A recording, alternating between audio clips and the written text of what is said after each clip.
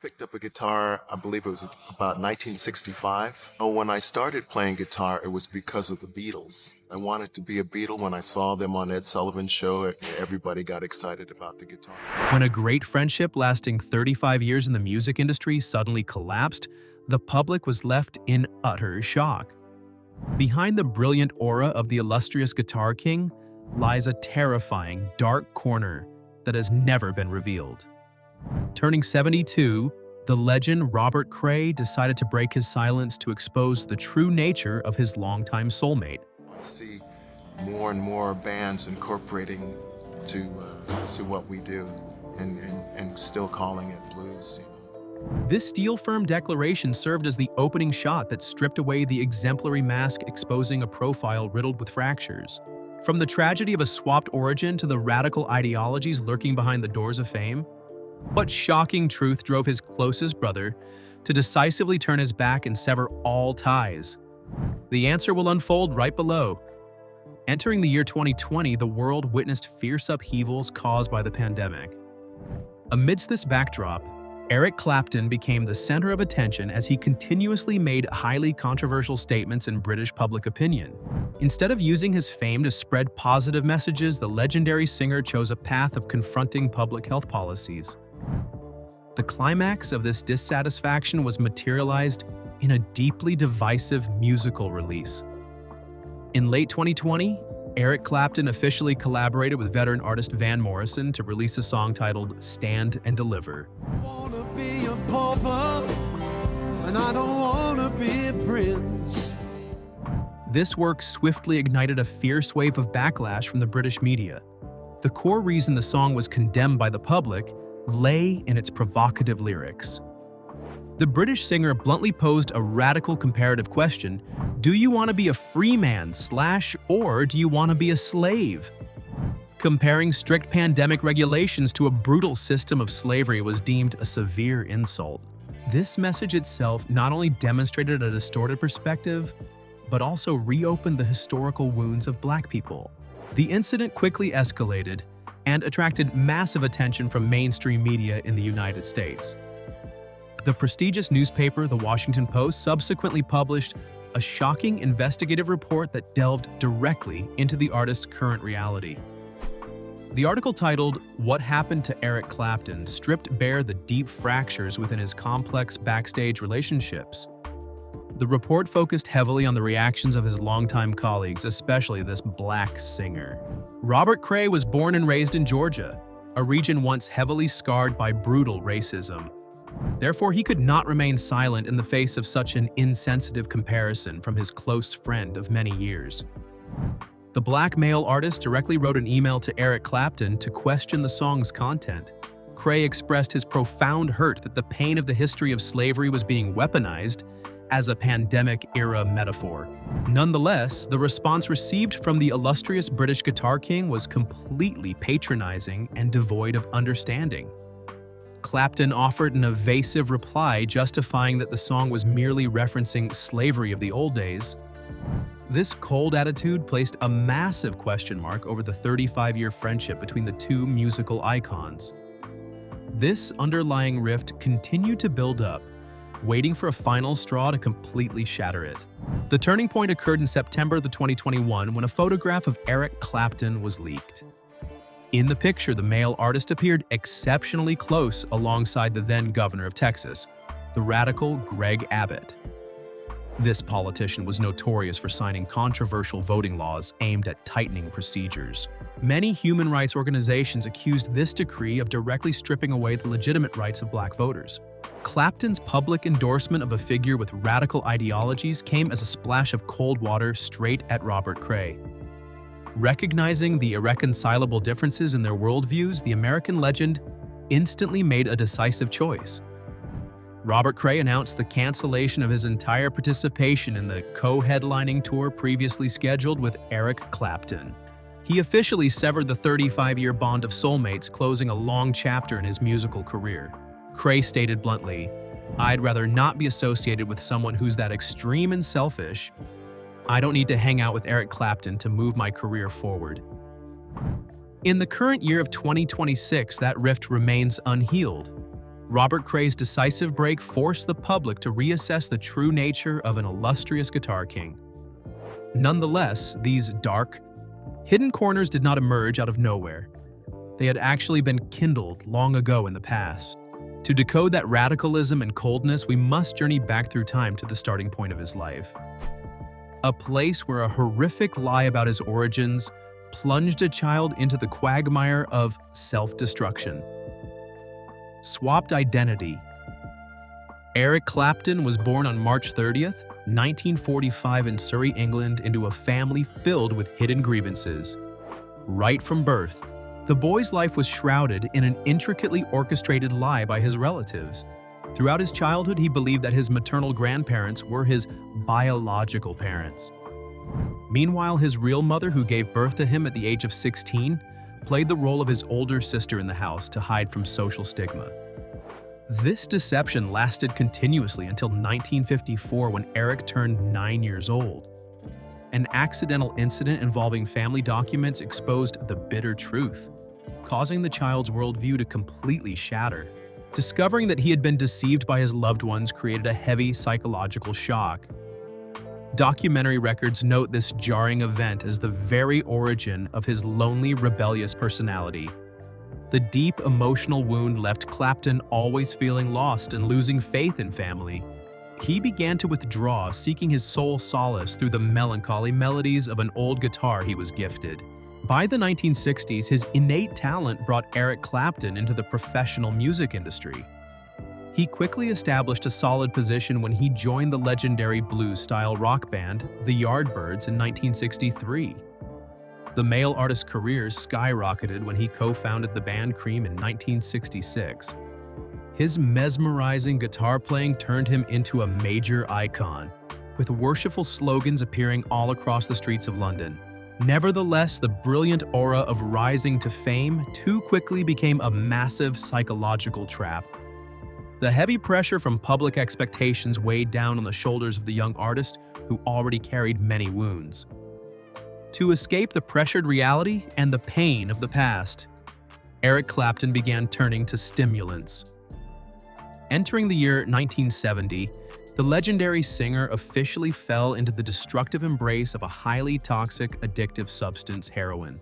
Heavy dependence on drugs transformed the musical genius into a wandering ghost inside his private mansion in Surrey. He completely isolated himself from the outside world, refusing all prestigious artistic activities. According to documentation from the autobiography titled Clapton: The Autobiography, the financial devastation of his addiction was utterly horrifying. He spent an amount equivalent to roughly $16,000 per week in today's modern value. All previous income from music royalties was burned away in the quagmire of addiction. The Guitar King's body and mind were depleted to an alarming degree by mid-1971. The shocking tragedy occurred in August 1971 at the Concert for Bangladesh organized by George Harrison. This was a large-scale charity performance that gathered a series of the world's top hit music stars. The moment he stepped onto the stage in front of tens of thousands of audience members, Eric Clapton could not hold his ground due to a severe drug overdose. He collapsed and fainted right in the middle of the performance, causing massive chaos backstage. The medical team had to intervene urgently immediately to save the male artist's life from death. Although he was fortunate to survive, Eric Clapton still could not find peace. The dark shadow of addiction continued to haunt him and pushed him into severe mistakes in the next phase. As his body gradually became depleted from drugs, people thought that Eric Clapton would find salvation in a true love. But no, he threw himself into a frenzied romantic pursuit, a love affair stolen from his very own best friend, opening a new chapter filled with obsession and guilt. The haunting dark side of an affair. Entering the mid-1970s, Eric Clapton's personal life continued to sink deep into severe psychological crises.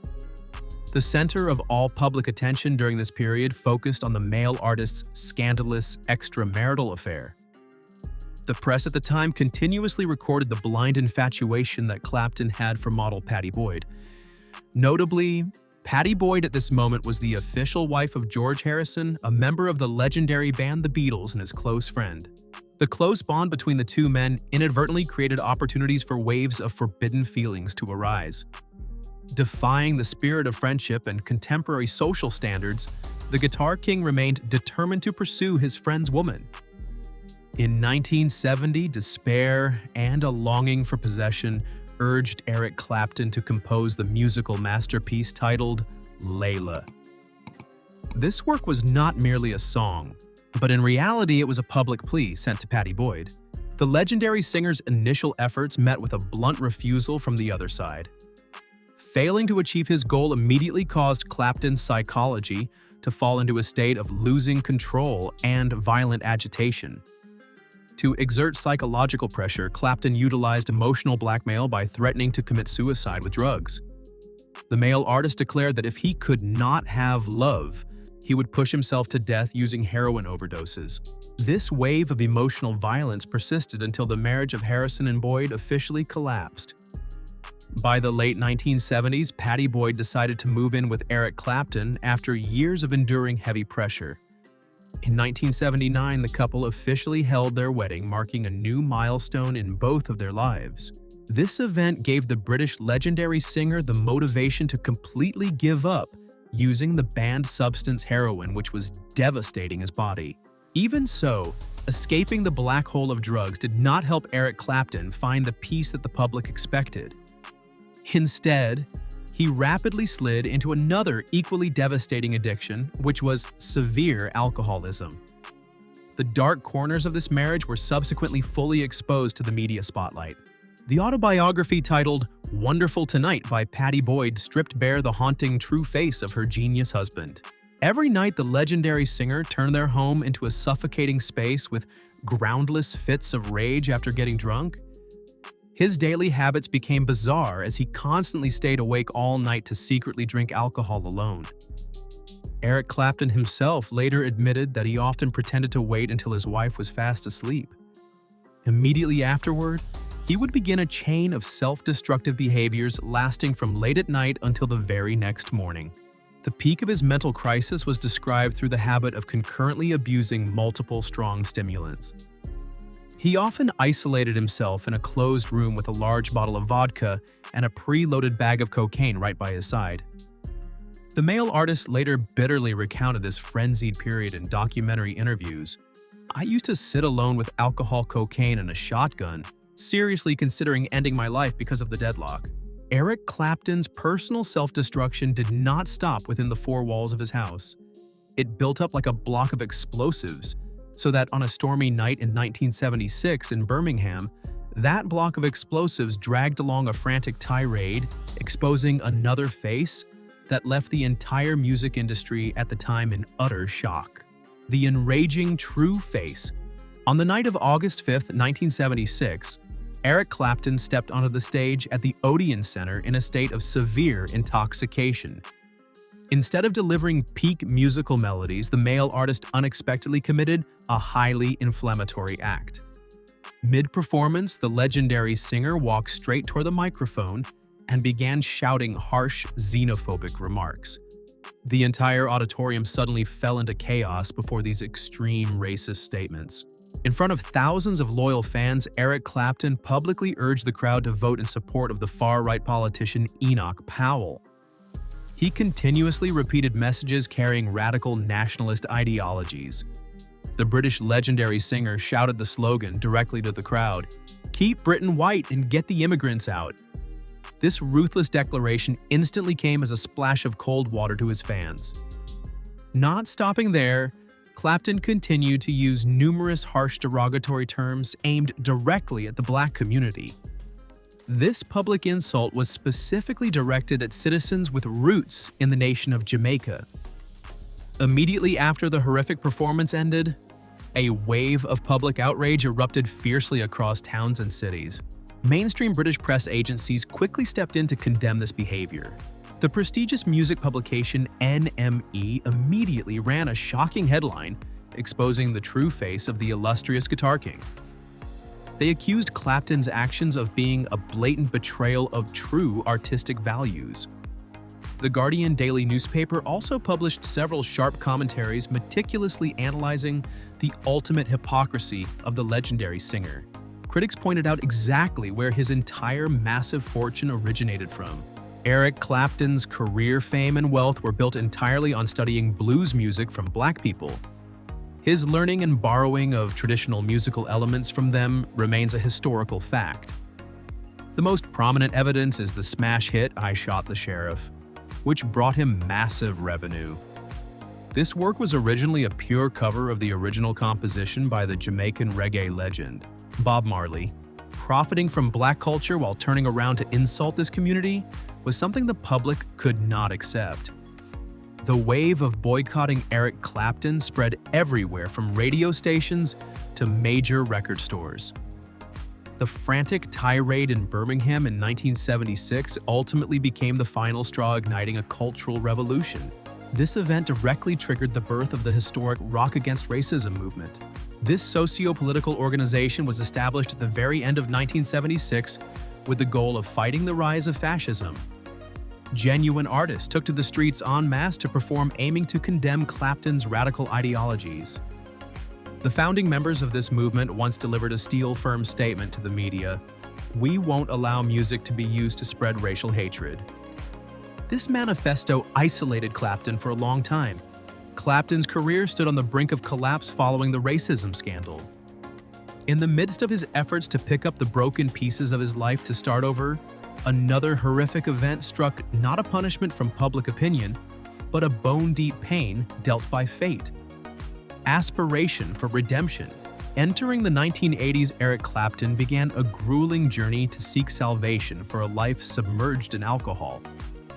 His prolonged prior self-destruction had pushed the British legendary singer into a state of severe physical and mental exhaustion.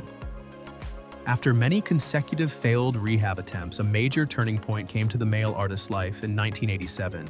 The most powerful motivation driving him to completely abandon this toxic habit was the appearance of his young son, Connor. The renowned legendary singer was determined to undergo a strict alcohol rehabilitation regimen to rebuild his life. He did not want his beloved son to grow up and witness the image of a father who was always in a drunken state and out of control. Eric Clapton's life gradually stabilized as he found joy in the role of fatherhood. Sobriety helped him regain his peak performance on international music stages, opening a promising new chapter for his career. Even so, a horrific event occurred on March 20th, 1991 in New York City, USA. This sudden tragedy shattered all brief peace and plunged the male artist's life into ultimate agony. Little Connor, who was just 4 years old at the time, unfortunately fell freely from a 53rd floor window of a high-rise apartment building in the Manhattan borough.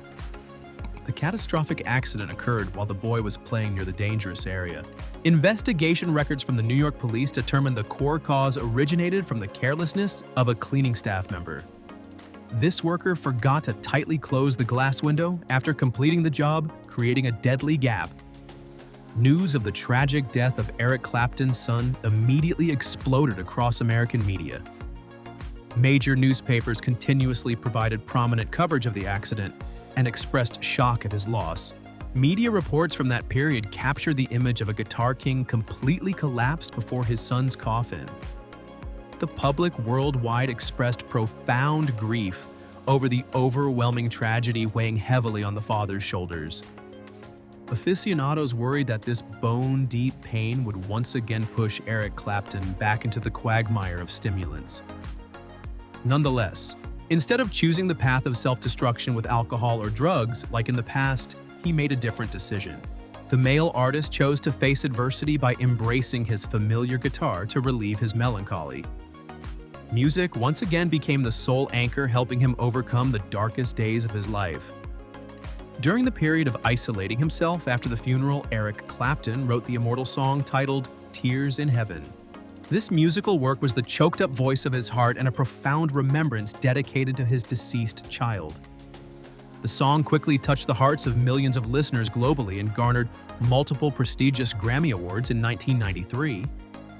Clapton once shared in a live interview, "Music saved my life, keeping me from falling into the abyss." The shocking tragedy completely altered Eric Clapton's worldview and disposition for many decades afterward. The legendary singer began to orient toward goodness and devote more to humanitarian social charity activities. To realize his aspiration for redemption, he officially established the Crossroads Center Rehabilitation Center on the island nation of Antigua. This medical facility was born with the purpose of supporting treatment for impoverished individuals suffering from addiction. He auctioned off his precious guitar collection to raise millions of dollars for the center's operations. The legendary singer affirmed to the press, "I want to turn personal pain into a motivating force to save unfortunate lives." Eric Clapton's journey from a lonely genius to a scandal-ridden legend closed with a shake of the head from his very own soulmate. Art may be great, but character and respect for the community are what endure over time. If the content of this documentary report brought you deep insights, please click the like button and subscribe to the channel today. Do not forget to turn on the notification bell icon so you do not miss the next shocking profiles about the music world. Thank you and see you again.